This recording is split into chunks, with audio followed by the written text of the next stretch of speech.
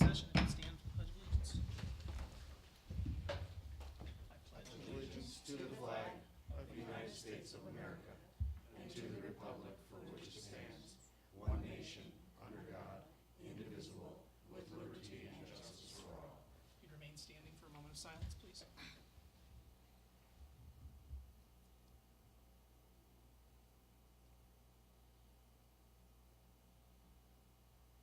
Thank you.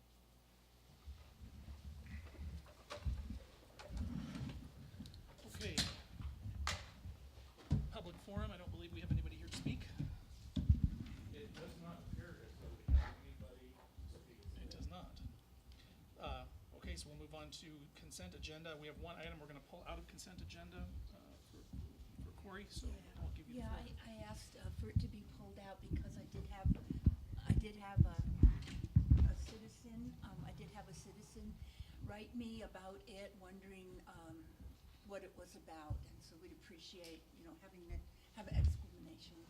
So, confirm you're asking to pull item number 4 on the consent agenda, is that correct? That's correct. Board Member Cooperman, clerk? Yeah, so that we can be told what it is Certainly.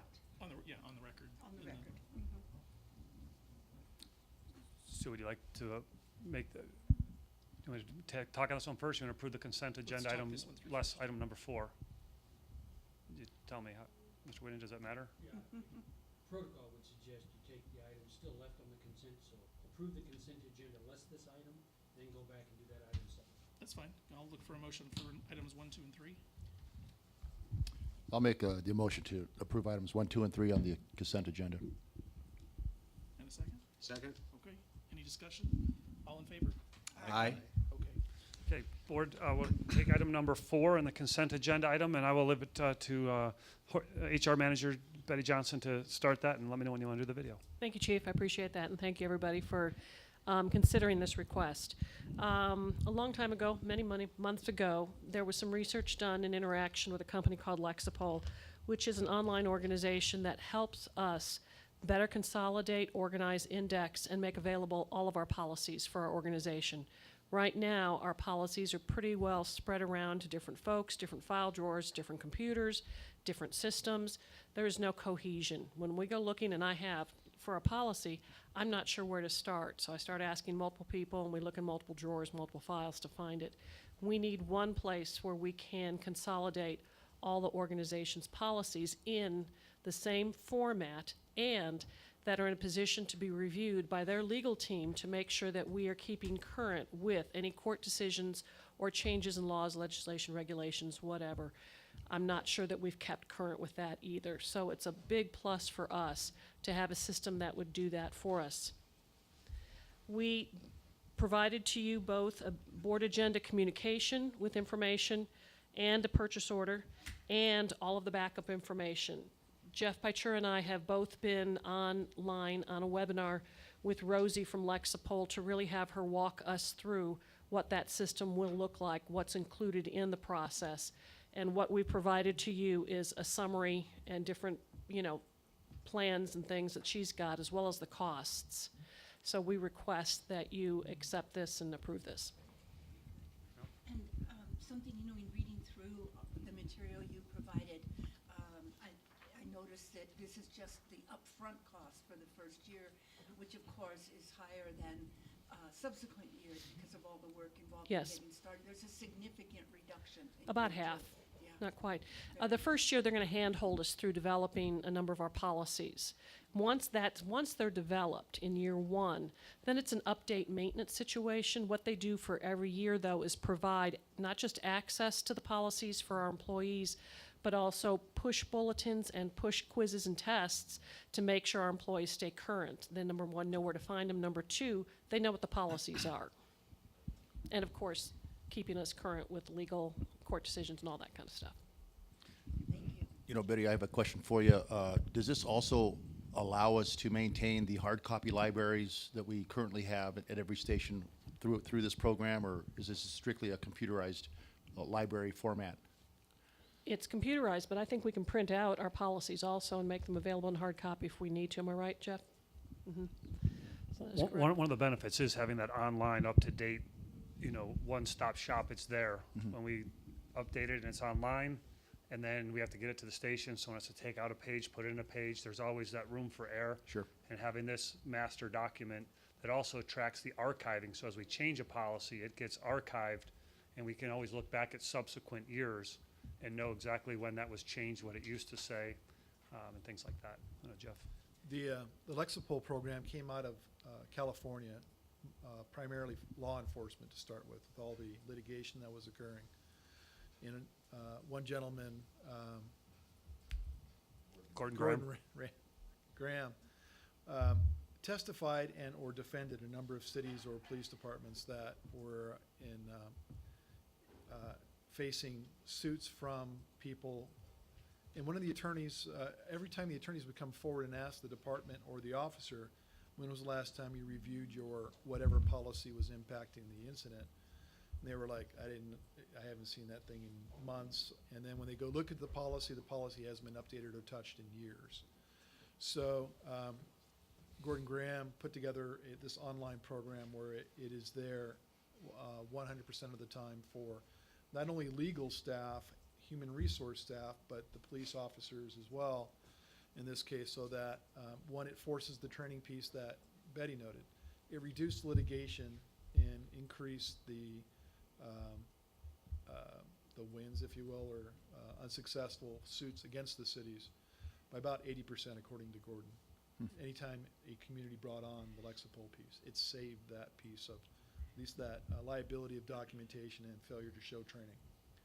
About 5 years ago, the California Fire Service asked for the same thing because they were still running into the same piece of not being able to stay current with their policies and procedures and such, and not having the training instituted throughout the organization on a regular basis.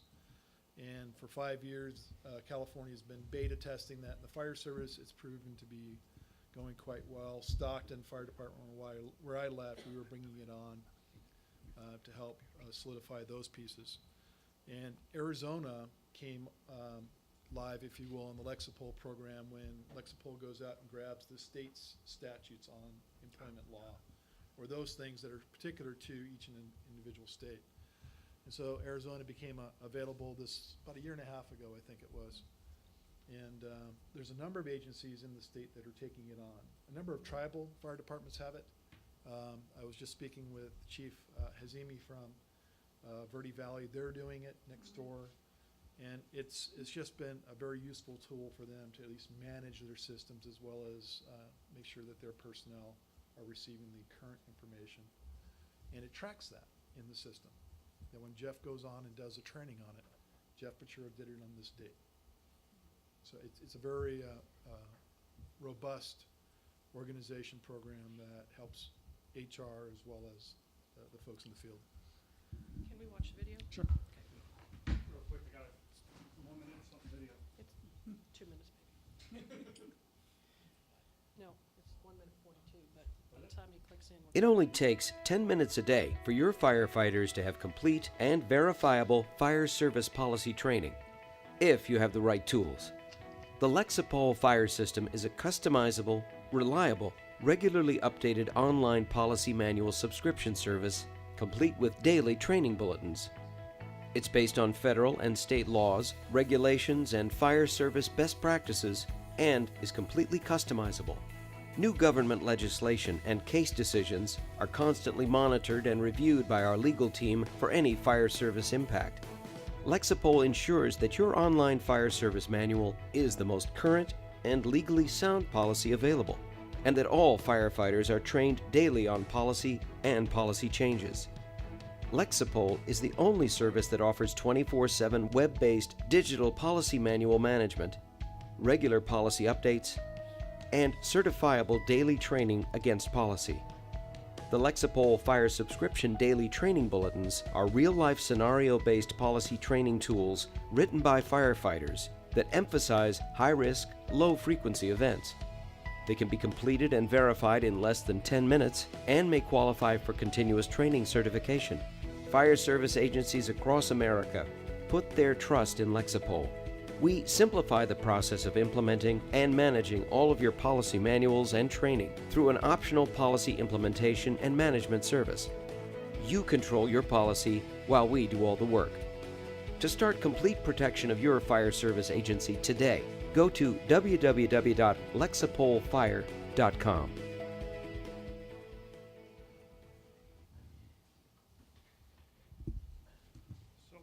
Board, I think that summarizes what we're talking about here. I don't know if there's any further questions, Clerk Cooperman, that you may have regarding Lexipol and what we're doing. One of the things that Jeff had mentioned, I think is really important, is that the daily bulletin, so they get safety bulletins and risk management bulletins. This whole process came out of a risk management model, which we certainly live within. But also when we have a new policy, a new whatever, we put it through there, and then they have to read it. And then when they read it, it gets checked off, and we can track all that stuff, and just things that we don't have in place currently, other than, you know, I told them to do it, so he must have done it, that type of stuff. So there's a lot of accountability and tracking, which I think is another huge benefit to that, as well as the archiving of those policies and things like that. So As well as the quick access where you can put in words and it'll bring up the policy. It just looks like it'll really keep us in best practice form. Yep. Looks good. Chief, absolutely. I've got two questions for you. Is there any opportunity for share costing with those other agencies that utilize part of this, that we would have common manuals, books, or things like that? Not as it is? It's agency dependent. Okay. Yeah, And 'cause then, because we would have certain elements of policy and level of employment. Smaller fire departments don't meet the thresholds of the Arizona state law, labor thresholds. So it's different. okay. And then lastly, just out of curiosity, what sort of line item is this coming from, or where's the money coming from in the budget? Good question. So this is a budgeted item. It's in HR's budget, and so this is a planned expense. Thank you. Bill, do you have any thoughts on it? No, I've reviewed it, I have other clients using it, seems fine. Okay. Okay, any other discussion? You wanna make a motion? I move to approve purchase order 11114 in the amount of $16,183.78, which includes taxes in the amount of $1,336.28 to Lexipol LLC for the development and maintenance of SFD policies. Is there a second? Second? Okay, any further discussion? All in favor? Aye. Okay, sounds like a good risk mitigation strategy to me. Okay, financial report, Gabe.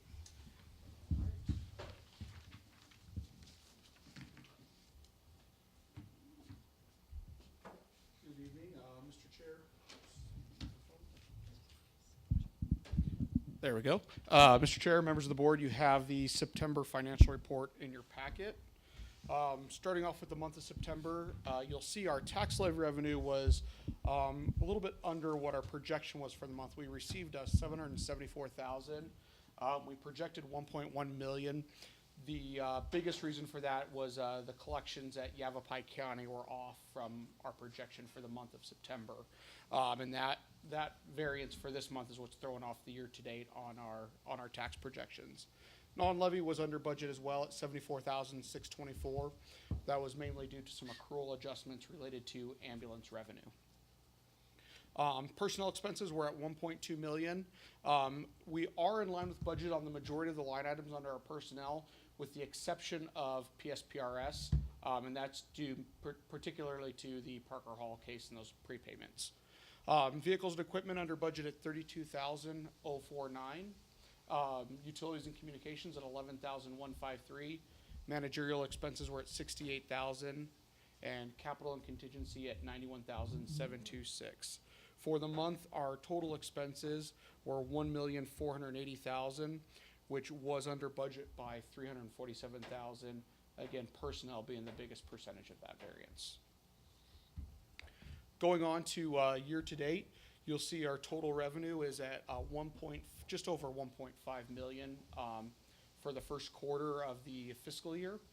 We did have that 1.8 million budgeted, and again, as I explained, the majority of that is due to this month's collection from Yavapai County. Personnel expenses are under budget at 2.9 million, again, predominantly related to that PSPRS payout. And then when you look across on the remainder of our expenses, vehicles and equipment at 131,000, utilities at 44,000, managerial expenses at 310, and capital and contingency at 300,000. The rest of our expense line items are trending much more or much closer in line with our budget from a quarterly or a year-to-date standpoint for the first quarter. So when we look at where we are percent expended to budget, you know, I felt that this was a great slide to have in there with Director Soto's support. We put something like this in, but here's year-to-date expenses as a percentage of budget, and so the kind of the lighter shaded area is the percent we've expended. So we've expended 22% of our budget, and we have 78% remaining. So given the fact that we're at the first quarter, we were expected to be at 25%, and we're under that at 22%. Thank you, Gabe. Thank you. And then the breakdown on where those expenses have gone, as typical with the fire service, the majority are in personnel at 79%, followed by capital and contingency at 8%, and operations and managerial expenses are both at 6%. Where we are cash position year over year, we ended the month at 2.7 million, which is 500,000 more than we ended last year, which again is very positive in the fact that not only are we ahead of last year, we also had a large payment that we paid out, you know, almost $900,000 for the PSPRS premium refund. So we'll continue to see that variance over the last year grow through the rest of the fiscal year, not only with the current year savings, but also due to that favorable fund balance we had increase from last year. Other assets is up, and that's reflective of that prepaid PSPRS our expense that's included in our prepaid expenses, and that's why we see that 1.1 million compared to the 680,000, and then the 117 in liabilities compared to 493 last year is mainly due to transfers to and from funds within the accounting system. With that, is there any questions on the September financials? Okay. And then just the next item on the agenda, just give the board an update on the audit, and then you could, unless you want to approve the financials. Yeah, Okay. So I'll make a motion to approve the September finance report as submitted. I'll second that. Okay, any discussion? All in favor? Aye. Okay, so the auditors have been on site this week, working through the field work on the audit. Preliminary feedback from them is there's going to be potentially there will be two adjustments. One is just a GASB adjustment related to ASRS, the state retirement pension. And then the other adjustment is going to be related to that Parker Hall payout that we've made. Both the state auditor as well as GASB have determined that we need to record that as an expense on our financials for last fiscal year. While I don't necessarily agree with it, and the auditors don't necessarily agree with it, the powers to be in the accounting world have interpreted the accounting rules as such. We're going to do our best to make sure that it is well footnoted and well pointed out that it's an extraordinary item, it's not a reoccurring item, as well as we have the credit coming back in the next fiscal year. So we're going to do our best to kind of mitigate that from a financial reporting standpoint, but ultimately we've run up the chain with it. Both my firm, both our current auditors, and both other auditors I've worked with have run it up the chain, and pretty much GASB and state auditor has said this is what it is. So we will be working through that. Just kind of feedback, again, just through the rest of the feedback from the audit team is it's been one of the best audits they've had here. They're very pleased with everything. I think a lot of work goes to Pam and the rest of the finance staff, and everybody's kind of had a good part in making this successful. So, and just last thing, Chief, before you go, is anticipated timeline of presenting the audit will be the December board meeting. So, December. Yeah, December. So, All right, Earlier than normal, usually January. All right. all right, Chief, you're up. All right, Chief's report. Your call summary, we have exactly the same number of calls now year to date. We've been tracking behind for a while, but this month we've actually caught up to the last year to date number.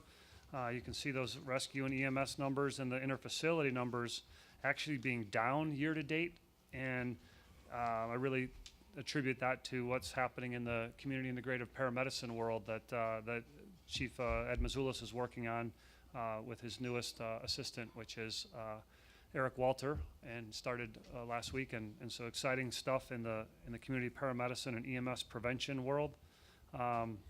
We've certainly had a couple fires as of recently. I guess they'll be in the October board meeting, but we've had some activity there with an arson fire, as you may have read about, and we had a barn catch on fire the other day in the village of Oak Creek. So you'll see those in next month's report, but we were busy with that. The rest of this is, service calls that seem to be up a little bit, false calls are up a little bit. I don't have a good explanation as to why that is necessarily specific, but you see the response time is down a little bit overall, with a few more emergency responses in that number as well. So the tracking there. Backcountry rescues, we're at 73 as of this report. I think we're over 80 now. We had one this morning actually as well. So continue to be pretty busy in the backcountry rescue world.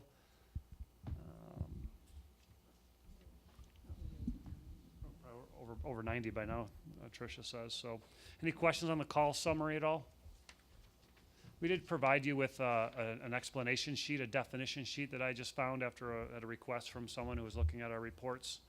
So at least it kind of maybe helps verify for you what the types of those calls are, what a false intent or a good intent call is, and a false alarm, things like that. So we provide that for your viewing pleasure. Hearing none. Grants, we got the I'm so sorry letters from the Assistance to Firefighter grant. We had a training grant. We had some mobile radios, and we had a brush, type 3 brush engine. That was a $300,000 grant. So we had, looks like about $450 some thousand in grants that were denied. Must have been at the end of the line because a whole bunch of our other fire chief buddies got the same letter, and they just pile them all at the end and say thanks, but we're done. And so we'll be back at the drawing board when they open up the next AFG grant session to apply for something else again. We may do the type 3 engine again as far as under vehicles, and we have to look at the grant guidance. They put priorities on different projects as they go through each year, and see if where we qualify most for, and try to write what makes the most sense based upon that guidance. So we did get the ADEQ grant. I think we talked about that last month, and the names grant we talked about. So those all kind of fall off this grant, and it'll be probably blank for now. We don't have any pending grants. Any other questions on that? No? Community risk, keeping pretty busy with lots of stuff. It was Fire Prevention Week, so they were out doing a lot of fire prevention activities with the kids in this month, in October, although we're, again, talking about September here, but it's hard not to bring it up. And a lot of projects. I saw some huge plans come in for the Element Hotel there in the village. I've never seen plans that. Need a wheelbarrow for them. Yeah. They're huge. They were huge. I've never seen a plan set that big. They look like the paper, like you're trying to like run a newspaper. That's like kind of roll it looks like. It's unreal. You want to say anything about your CRM report? Just busy as always. We've had one thing I did want to talk about. Probably I could talk about it next month. I'll talk about it now because it's fresh in my mind. This last Saturday, we went out in conjunction with the American Red Cross and did a smoke alarm install program. We visited 36 houses. We installed 48 new smoke alarms, 19 batteries and existing smoke alarms. The thing that struck me was the first 2 houses that I visited that morning. Both of those houses had 2 smoke alarms. Both of those smoke alarms in both of those houses were inoperable. So it was very successful. We had a great event with the support of the American Red Cross, and a lot of people are safer in our district now because of it. Good stuff. We appreciate the Red Cross and Carla for really spearheading that out of your office as well. The numbers and stats for where you're keeping busy and doing things, we've continue with continuing education, inspection processes, and everything else going on, and takes up a lot of time. But as I said, Eric Walter now is working in CRM as well, and that'll help with some of their ability to get to things and do things. So lots happening there. Training, I don't know, Jeff, you got anything on training? Arizona State Fire School, looks like pretty much standard training stuff. We've been having the new folks here. We had a new group that started last was last month? August, we had one that started in August, and then we just had one that started on Monday, another group. So I've been doing a lot of new recruit training for our folks. So lots of stuff happening here, and you'll get to meet the new folks next board meeting. Looks like David Yingling has completed his applied science degree, associates. So proud of him for that. And that's the training. Looks like we got a couple donations, or a donation there. And I think that thank yous, quite a few thank yous here. I didn't get a chance to review all these specifically, highlighting them, but I thought the one that touched me the most was the email that came from someone that just said that about the Midgley Bridge incident and how she could only imagine the dispatchers, and remember the dispatchers in that was kind of an interesting piece, as well as the firefighters that had to deal with that tragic situation. And so for a stranger to take time to write a letter like that, I guess just shows you the compassion of the folks in our area and for people that we take care of. So lots of other good thank yous. So let me just flip through here real quick. You guys read all those. Any questions on those? Okay, let me go back here real quick and go to my agenda item. So I got a few other things that are on my report. All right, sorry, technical issues. So on the 24th of October, we'll be working in conjunction with Sedona Police Department, the Sedona Oak Creek School District, and I'm trying to think there's someone else in that group. I feel like there might be one other entity that's helping with that. But we'll be doing an outreach, a Hispanic outreach night, community outreach night, where we're going to bring in families. They're going to provide pizza for them, and we'll be talking to them about fire safety, about access to 911.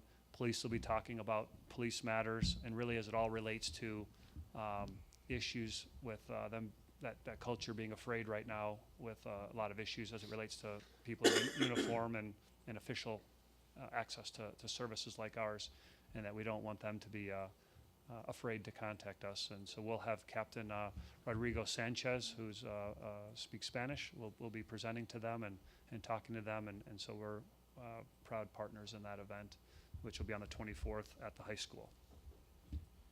Certainly welcome you to come up to the Halloween uptown on the 31st. There'll be plenty of people walking around. We'll have CRM there with the duty crew handing out our glow-in-the-dark stuff. There may be even a very large 10-foot tall firefighter, Big Joe as we call him, present in his costume. So pretty popular the other day when I spoke at the Chamber of Commerce Good Morning Sedona event. Big Joe walked in and everyone wanted a picture with him, but he wasn't around for photo ops later, which next time we know, but we'll very proud of firefighter Big Joe. Good stuff. Bond election, things are moving along. We have a presentation for the League of Women Voters tonight at 6:30 at the Christ Lutheran Church. There'll be the pro and the con folks talking about the bond itself. We will not be speaking at all there. We'll have some handouts available, and the ballots, I believe, hit the mailboxes today, so voting. I received it. Yeah, yeah, people, all of them I talked to said they got them today, so I assume that's everyone in the district, but I can't assure that exactly happened. See where it goes. Any questions on the bond? Just quick question, Chief, where do we call, or what do we do if we want to get the results of the election that evening? So there'll probably be some sort of gathering of some sort to collectively get that. They'll be emailing me about 5 minutes before they release the items publicly, so I will know that about 5 minutes before they put them online, sometime about 8 o'clock on Okay. Tuesday, the November 7th. And will you forward that information to the board members? Probably. I certainly Thank will. you. I certainly will. I'll put your name first on the to list. Yeah, certainly will, and it'll be yes. Any questions on anything else with the bond? There's information on our website on the under the board or for the public information tab, and there's some bond information there. There's information, the packet that we use for Ollie. We spoke at Ollie a few weeks ago, and so that packet is available. If anyone was interested in sharing that with anybody that had a question about the bond or what's being purchased or what's it gonna cost me, things like that. So just remember, it's $21.21 per 100,000 of secondary or limited cash value on your property, is how they calculate that. And that's an estimate, but that's what they expect it to cost, so. Over the Edge Special Olympics fundraiser, I'll be raising funds for Special Olympics and maybe jumping off a 27-story building, 400 and some feet in the air. Again. Yeah, we gotta help our children with special needs, so that's coming up on the 9th of December. And so looking forward to that. Working with the police department, and right now the police chief and those folks have way more donations than I have, but we'll get there.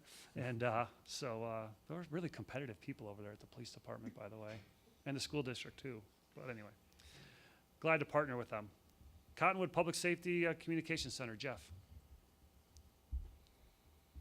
John. Oh, sorry. We recently had a meeting to discuss the new MDT deployment. And interestingly, the CAD system, which is the computer-aided dispatch program that the city uses at Spillman, and it's based on a Linux server. Excuse me. Is that right, Linux? Is that the right term? Spillman, in its processing piece, will no longer support the Linux server. So the city's going to have to go through a new update with a new server system, so that pushed back our MDT deployment. So we do have a team established. We are doing all the background pieces for it. We do have the contractor that's working with the server redeployment for the city engaged with our folks. They say that by the end of November, they'll have a working unit on the bench testing it. And that's for communication piece back and forth, not necessarily the CAD messaging, which won't be complete until March of 2018. They say that our stuff will be installed in the new update, and the MDT fire program piece will be live. I'm going to go with April 2nd, because the April 1st thing they gave me, I just don't roll with very well. So April 2nd, 2018. And that's... So, thank you. You're welcome. Thank you, You're Chief. welcome. Hi. How old are MDTs at this point? I mean, I hope they're holding up in terms of technology and don't need an update. So because it's terminal, it's NDT, so it's not a formatted or Hardware piece. hardware. It's just a kind of like a dummy terminal. So it's kind of sitting there with a template running. It'll go a little bit slower than the newer computers today, but it's still functional. It is in the cycle for replacement in our capital plan in the next couple of years.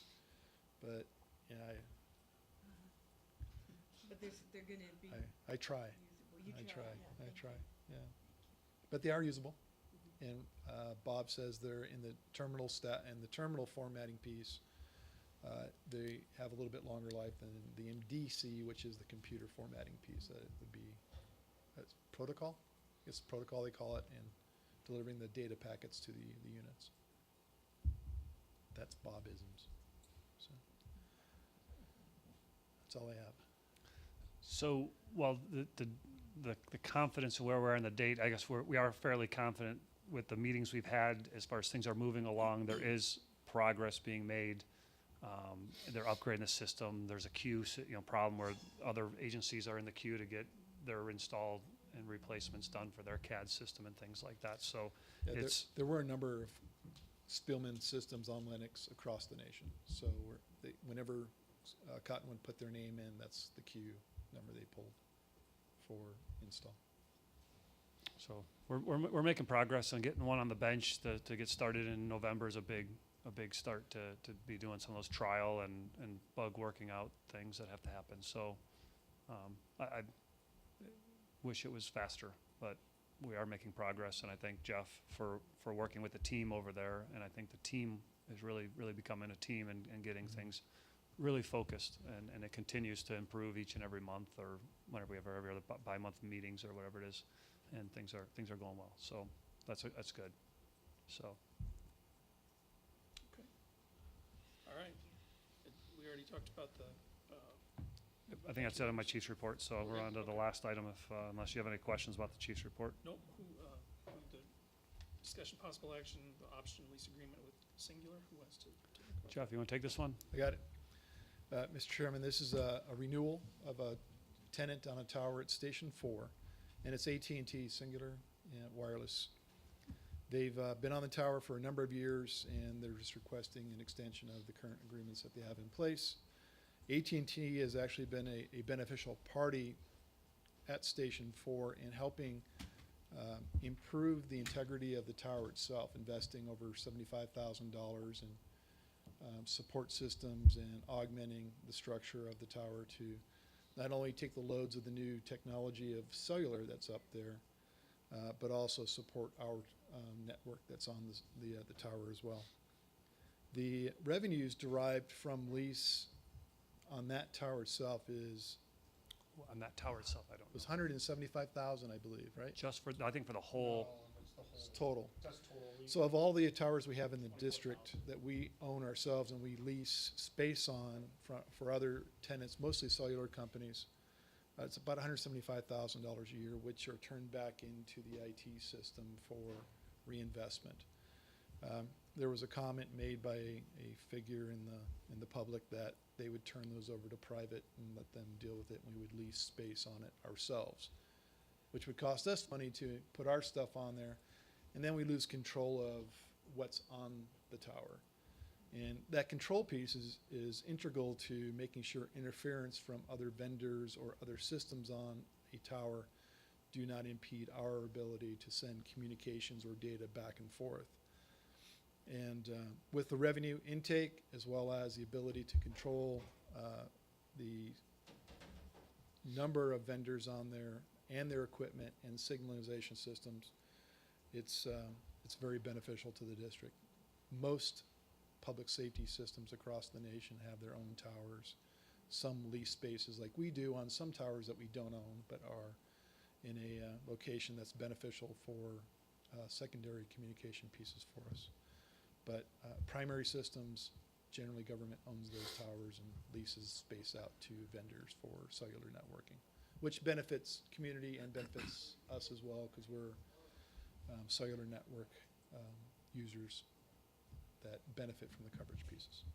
I think that highlighting that $175,000 revenue, I don't know if we've ever talked about that specifically. You know, certainly in the budget and things like that, you see it, but I don't remember us ever really talking about how financially beneficial, you know, owning those towers are. And that piece that Jeff spoke to about the interference and things like that, being the owner and operator, we have abilities to make those things happen. As a leasee, we would have no control over those matters, and they could, you know, have interference and things like that. So there's a whole host of reasons why this makes sense, but from an annual revenue standpoint as well, just important to understand. So that's a lot of, you know, fair amount of money coming into our organization to help offset some of those costs as well. There's one piece, if we don't own the tower, we have to ask the owner for permission to keep our stuff on the tower, and they can say no. And we could lose an important communication site for coverage. So owning these pieces is a critical infrastructure piece that benefits the community. Okay. Bill, you reviewed any issues? I've reviewed this, it's fine. I've reviewed all the agreements you guys have done over the years, and you guys have as many successful towers as any clients I have. You've done a great job of turning them into profit centers. All right. You guys have more revenue from cell tower leases or leasing your towers than any other of my clients as well, so. I think that so if hearing from both of you that have experience in other parts of the state, you know, Bob Moats and his team, but Bob Moats is the lead on all these type of things, and our telecommunications supervisor, or manager, I guess we call him now, right? Manager? Is pretty integral in managing these things. And while it's highly technical, we've learned Bob talk, and it once in a while still needs to be retranslated. But for the most part, we're getting to learn his language. He's getting to learn our language, which sometimes are mutually exclusive, but we're beginning to continue to build those bridges and understand the nuances of all these things and how far out we have to be looking. And we have a tower coming up. It's a 5-year lease with the Forest Service or whatever, and he's like, by December, we have to have that thing renegotiated or done for next year, or else we miss the win. I mean, like, it's a constant process, and some folks will outsource you may own the towers, but then you sell the rights and have some group come in and they give you a lump sum, which sounds really nice, but then they have all the revenue for all those years, and they broker the deals and everything like that, and they don't lose money. And so I think having a guy like Bob doing this work for us maximizes that, and as testified by these two here that see other clients, we really are maximizing that quite efficiently and effectively. And so proud of Bob for all he does, and thank him for his hard work. So, All right. Any discussion or want to make a motion? I'll make a motion. I move to approve the First Amendment to option and lease agreement by and between Sedona Fire District and New Singular Wireless PCS LLC, formerly known as AT&T Wireless PCS LLC. I'll second. Okay. Any discussion? All in favor? Aye. Aye. Okay. All right, John? Well, I have actually 3 things I'd like to touch on this evening. I'll make it quick. I think all 3 are timely topics. First off, I sent out a press release yesterday about the high fire danger. Coconino County has increased our fire danger from moderate to high. There was actually some discussion of going to very high, but based on the weather conditions, we still have some warm temperatures, no chance of rain in the forecast. They opted to go to a high fire danger. And it gets me to thinking about what's going on in Santa Rosa right now. We have a community that is ripe for that type of disaster. I got a phone call last night from a friend of mine that's in Santa Rosa right now, fighting fire, and he was struck at the number of buildings as they were coming into town, driving past Costco's and Kmart's, buildings that were surrounded by acres of asphalt that were piles of rubble, had burned to the ground. And then when they turned into the subdivisions, there was just hundreds of homes that had been flattened. Right now, we're working with the city. They're looking at rewording some language in their city code as far as landscaping and trees. So we're making some recommendations to them. But again, this just underscores the importance of the FireWise principles and what you can do around your house to protect it from fire. I seem like I always come back to this, but it's a huge thing. And when you look at what's happened in California, it just really underscores that. The other thing was CPR. I don't know how many people here have learned CPR, but in case you didn't know, Saturday night we had 2 CPR saves in Sedona within 5 hours of each other. So most people outside the hospital, less than a third of the people get CPR just because they're either not discovered or people around them don't know how to perform CPR. And less than 8% of the people that do get CPR get a return of spontaneous circulation. Both of these patients had return of spontaneous circulation before arriving at the emergency center. I don't know what their disposition is, but things are definitely looking up for both of them, considering the alternative. The last item that I wanted to touch on, I was talking with Board Member Soto.